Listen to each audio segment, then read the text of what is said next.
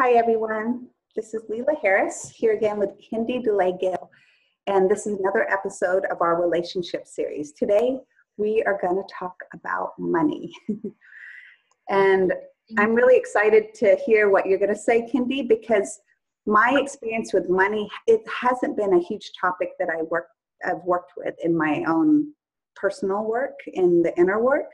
Oh, really? I know that I have, of course, feelings about money, and so I've worked with it just a little bit, but yeah, I know it's a huge topic for almost most of us.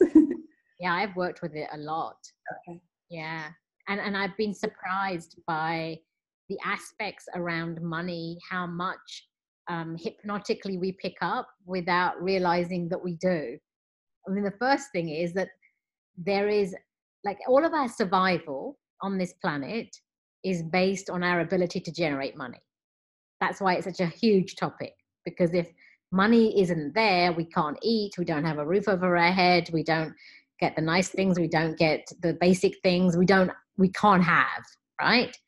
And I know that I underestimated how much security or comfort comes from knowing that you have. Mm-hmm. And how much strain is there when you've got to rely on your own creativity, and you've got to rely on your own capacity to generate, and you've got to rely on your own ability to climb the ladder or whatever it might be to progress, like how much responsibility a person carries for their growth around money too. Mm-hmm. So for me, it's been a very, very fascinating topic, because I thought, for example, that if you save money, that you're being sensible, because you're saving for a rainy day and you're protecting yourself against the unknown, and you're trying to basically be responsible about taking care of yourself. Mm-hmm. And like retirement and things like that. That's right. And so I grew up when I was putting part of my income into my pension, and part of my income into retirement funds into funds for the children's education, and part of it into this and that and the other. Like, I was very sensible about how that money should be allocated, and not all of it went into spending.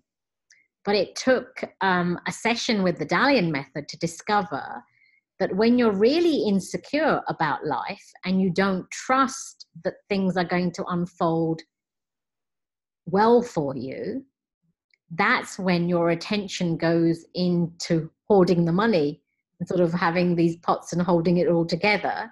It's actually a byproduct of being scared that you won't have enough. And that is not the same as, oh, I'm being responsible. Mm-hmm. And yet, it's such a fundamental part of the teachings that we grow up with, to make sure that we've got a reserve for this and that and the other. And I'm not saying it's a wrong thing. I'm so glad that I have actually done all of those things. But to understand the subtlety underneath it, that is fear-based, that is driven by an inability to trust life. So that bit, I think, really shocked me at the beginning when I was first doing my inner work and trying to understand my relationship with money. Yeah, and I know for me, it's definitely felt like I feel the sense of cushion that money gives me. Yeah. It just gives me almost like a sense of security, even if I don't need it for something. And I was looking back, because I knew we were going to talk about money, and I was looking back over my life about how I've experienced money. And when I've had extra money, like in the bank, and I didn't need to spend it on anything, I didn't, I just had it as extra money. It was like I didn't really need to spend it on anything, or I didn't need to buy anything. But then if I don't have the extra money, and it's like I'm just barely paying my bills, whenever I've had those experiences, all of a sudden my mind wants all these things. It's like, oh, I want new clothes, I want this. And that's happened to me, every time I haven't had very much money. Right. Almost every time. It's just noticing how my mind is when it's like, oh, when it's thinking I don't have very much, then it's like I need money and I want this and I want this. It's like I need. And also what you said about I think you called it tension, but yeah, when I'm unclear about what's going to happen money wise, or I think I'm not going to be able to pay my bills. Yes, it's amazing how the anxiety, then there's like this almost like a cloud hanging over my head about it. And that feeling of trust and surrender or things like that, which I've experienced, become really, it can be really hard. Like it's really putting it to the test. Like how much can you trust? Yeah. And I found it very challenging. And it's connected with death ultimately. That sense of survival or whether I'm going to make it is ultimately the fear of death. And so it's so intertwined with the accumulation of money. And like in my home, there's been so many complexities because when you are earning more money than your partner, then there's power battles that arise that I had no idea would or should, but they did. Because sometimes the more money somebody earns, the other person can become extremely insecure that they're not doing as well. So that begins to affect your self-esteem. And it's almost like your self-esteem is being measured by the value of money. And it has nothing to do with your self-esteem. And society, like the way that our sort of successful model in society is structured, so many people are being revered because they have a lot of money, like Bill Gates or Warren Buffett or whatever. Like so much advice is being handed out because they have a lot of money. But really, there's real subtlety behind it is that they are the most insecure people because that's why they're having to hoard so much money. And we miss that part. We look at it with reverence to say, that's a measure of success. But it's actually a measure of total insecurity. And we don't know that. Happening inside the person is what you were talking about, is hoarding out of fear. Out of fear. And then trying to grow that feeling of like all powerful. That's right. I think it is related to, our mortality. If I have enough money, I live forever. It just gives you that, maybe that feeling. Yeah. And also, I've also seen that there's another link as well.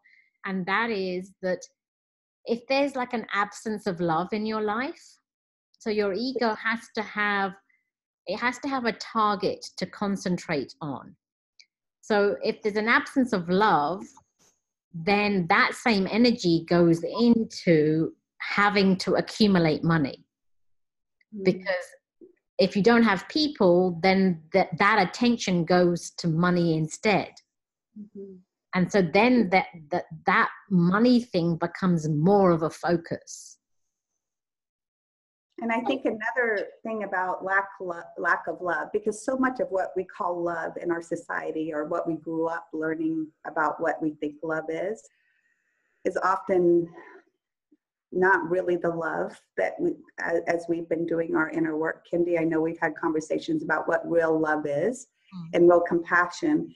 And I know I find that I have to prove love less to people by doing certain things, by like, here, I love you, here, I bought you something, and vice versa. I don't necessarily expect the other person to be like, here, and then it's like, oh, they love me, they spent this much money, or they did this.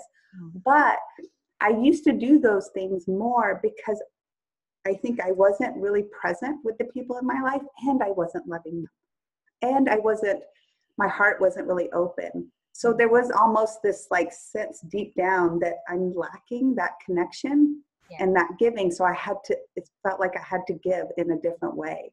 That compensate for it. Yeah. Yeah. Yeah, I did that to some extent, I think, when I was first raising my children, because the more I was absent from them and the more I was in the workplace generating money, the only way I compensated for the guilt for the fact that I wasn't present was by showering them with more gifts. And if you really look at children, they don't want more gifts. They just want your love. but you don't even know you don't even know that you're doing it because it happens unconsciously. You're compensating for something, The and you person don't. is so happy, so you don't Yeah, often, not maybe not always, but they're often happy at least to have that. At least I that's right. got this great new present. Yeah, that's right. Yeah, and it has nothing to do with real connection with that person, but you're compensating for the fact that you're absent out of their life. Uh, so money is a complicated thing because it also drives a lot of the manipulation in families too, because people will talk to you a certain way or do certain things because they need something to be funded, or they they expect something to come their way, and so that drives a lot of the way people communicate with one another. It's such a fundamental piece of how relationships unfold, because when you have different values around money, my God, the amount of arguments. Yeah, the amount of arguments. We've faced so many complex conflicts in this home just based on having different values around money. You and your husband? Yeah, because I'm happy to spend it, and I'm happy to share it, and I'm happy to I'm happy to do those things because there's been the success and there's been the money, and so his attitude is not so free with it, because it's more of a strain for him and more of a it's like when you have, like you just said, if you have, you don't want, right? So your bank account has money in it, you don't want to go off and buy more things. But when you don't have, then you're very aware that I don't have, and therefore I'd like this, or I'd like that, or I'd like that, right? So it's the same concept with this. Is like when you've had a successful career, you have, and then you either know whether it was fulfilling or you know that it wasn't. And in my case, I definitely saw that money does not buy you happiness. I definitely saw that the American dream of chasing money is a red herring.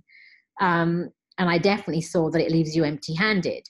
So then the emphasis on money per se just became much less in my eyes, because I knew it's not the utopian answer to what we really need as human beings. But if you haven't yet attained that desire to attain is still going to be waiting to be lived until you get to the stage of seeing, now that it's been lived, actually it wasn't enough. So I think it's very different for you where you're at in your life. I can freely spend it because I don't have as much value and weight around it as others might do. I wanted to speak to something, well, what you were talking about earlier, just to offer a different perspective as far as money goes, like accumulating money and how often those people are deeply unhappy. Of course, not always. It depends on the person. If they've been in integrity and they're not attached to it, but they could have a lot of wealth just because that's where they are. For me, I've noticed that I've always been uncomfortable with having too much money.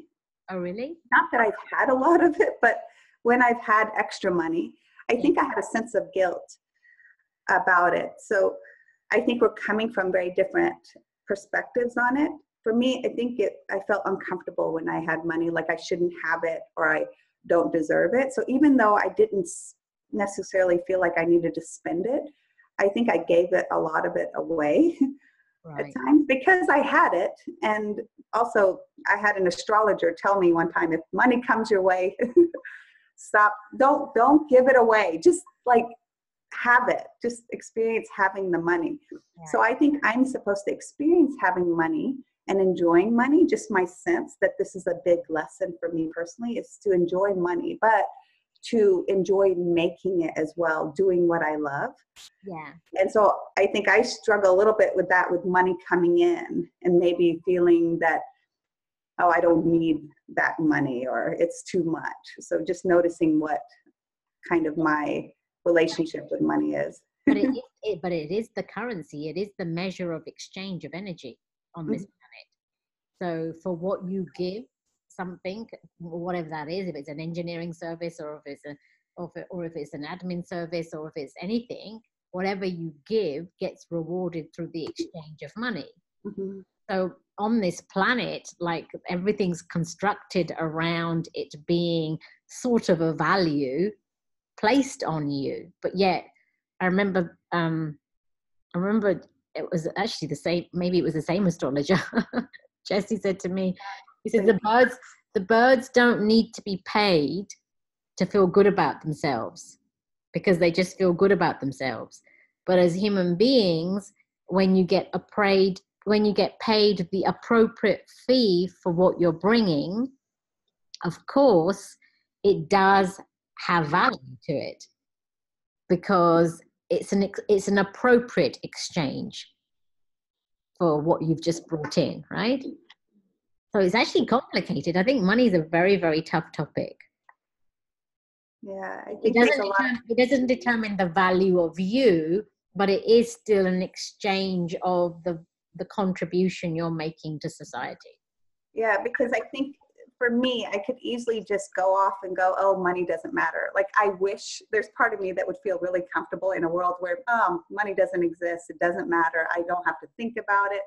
But actually, it's a cop-out for me to not think about money. I don't want to have to sit there and budget or worry about, but I think it's grounding for me to do that. So yeah, it depends on every person. Where is our pain point with money? That's right. Having it, not having it, making it, giving it away or not giving it away, yes. Hoarding it, not being able to save it, spending it when you have it, and not being able to just have a little bit extra. Yeah. Yeah, and your pendulum does swing back and forth as well. Because like if you watch what happens in society, there's so much emphasis on becoming a 7-figure something or other, or like there's so much like, you know, how to get your $10,000 client or whatever. And as if it's the thing we're all chasing, and as if it's the ultimate value of what you are as a human being. But really that chase only defines how insecure you are. But if you sat on your laurels and thought, well, I don't have to concern myself about having to put my energy out into action, and I don't actually have to put any effort in, then what's happening is your creativity is completely stagnant. You're not actually getting to use the resources that are inside you to help contribute into society. And so your ambition, like you're almost ambitionless, and that's not a healthy place to be either. So it's almost like you have to have the ambition to want to contribute, but be unattached to money is the ultimate utopian place. Like, I contribute for the joy of the fact that I'm participating my energy, and I love to share what I'm sharing in whatever way it is. But at the same time, and I expect to be rewarded appropriately for it because it has value to it. But now that the money's come in, I'm not attached to it because it doesn't define me. It doesn't define anything about my integrity or who I am. It just happens to be the fair exchange that came in for my contribution. Because if you take spiritual people, so many people will say, well, if that's a spiritual teacher, she shouldn't be charging. That's a gift for us, for humanity. But yet a doctor could charge 6 times the amount of money and not really do as much good, right? And so that's, again, these ideas that we have in society that spiritual people should be poor, or they shouldn't be rewarded, or they shouldn't be rewarded. They shouldn't be rewarded for their gifts, right? Or you shouldn't have like an abundance. You should be at a minimal, like, you know, get by, but don't have. Right. Yeah, and there is a lot of judgment about that when it's connected to spirituality, because then. That's right. Yeah, it's. And apparently it's not real spirituality if somebody's having to pay for those spiritual services. You know, a plumber, you wouldn't ask a plumber, hey, aren't you a good person? Don't you feel like fixing my toilet for free? That's right, yeah. So we have so many ideas that are all topsy-turvy. But for me, I'm getting that understanding. It's like to have the ambition to want to contribute, to have the ambition to actually see what creativity is inside you and what is it that it wants to uniquely share.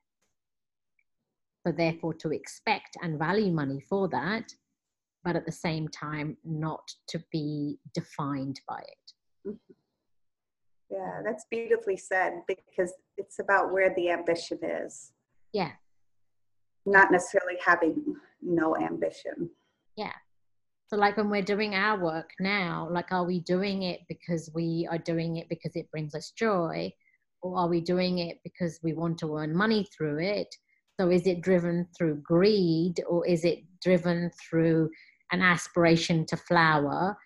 Or is it driven through wanting to be special?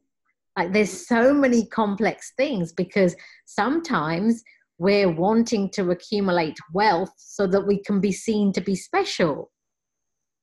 Again, the same thing. It's insecurity that's driving you to want that in the first place.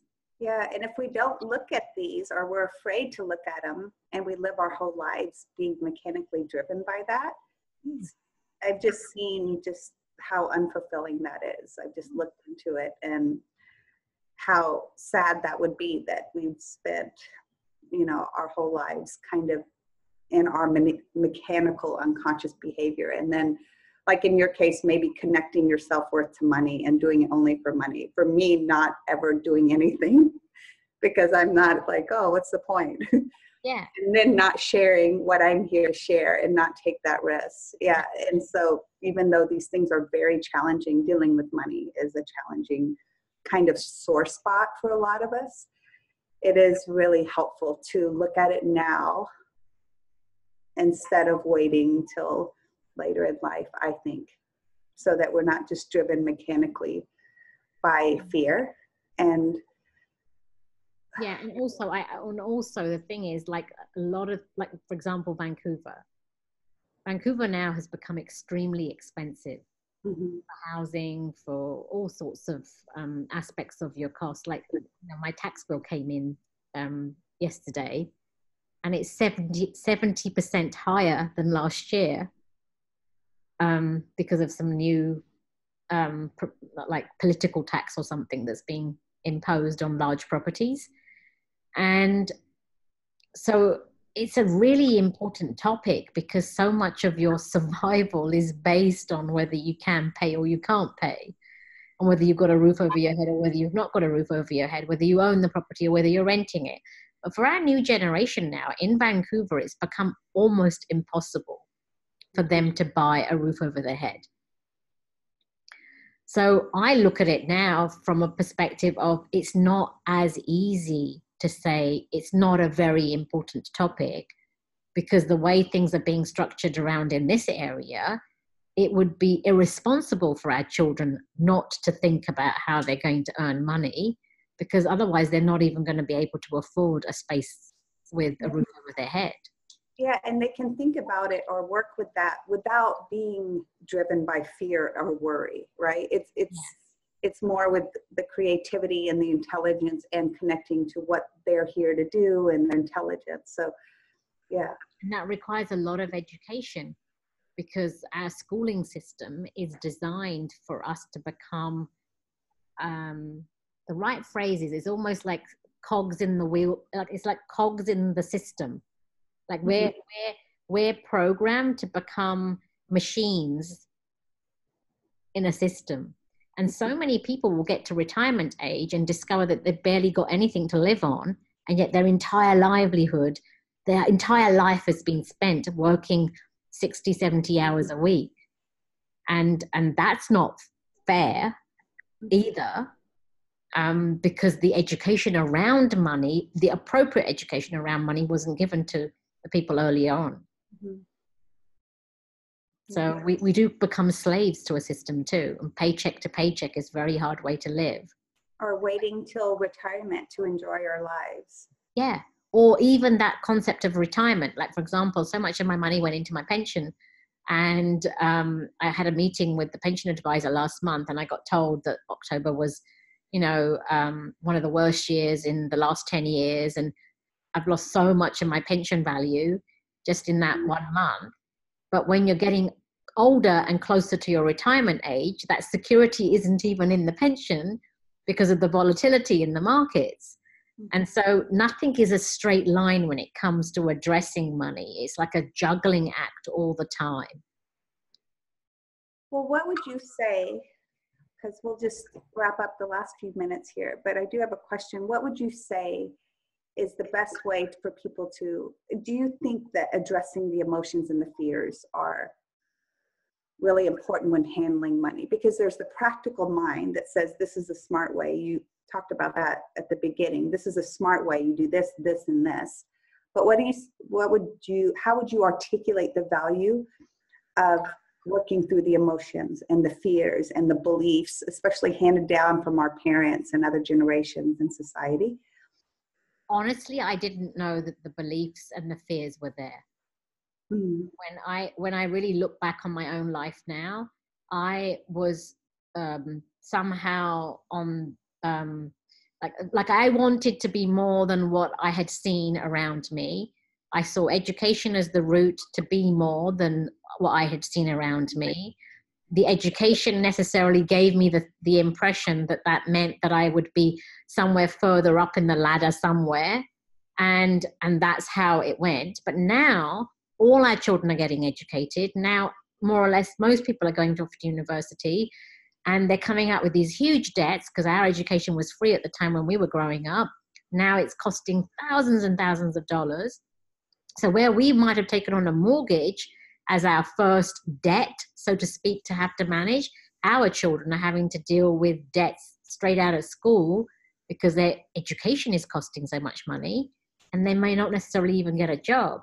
So perhaps the way that all of that is being structured, where the strain on our kids is arriving earlier, is for this primary purpose, for our relationship with money to be understood, that we get to a point where we're not scared for our survival because we've learned how to trust life, and we are more focused on what is it that is my potential that I'm willing to contribute, and what is it that my strengths are, and what is it that my gifts are, and what is it that brings my joy.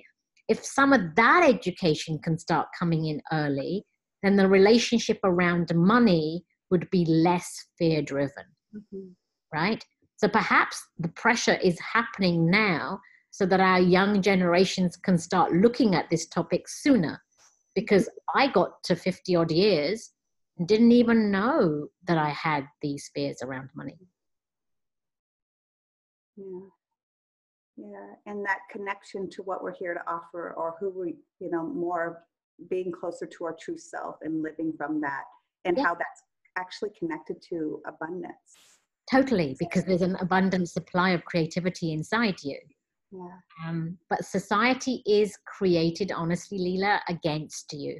So that's why the topic of money is very complicated, because all the organizational structures, all the institutions, the family structures that are behind all the big banking systems, behind the big wealth systems, behind the stock market, it is designed to only really feed the rich. It's not designed for abundance to be shared. And that's why I think the education around the topic of money is not a straightforward one. It's not a simple do this and then you've got this sorted. There's a lot more that needs to be dismantled in the outside structure that can only be dismantled when people become more conscious. Yeah, beautifully said. Only when people become more conscious. I think that's the bottom of the whole thing, is that consciousness. Thank you, Kendi. My pleasure. It was fun. Thanks, everyone.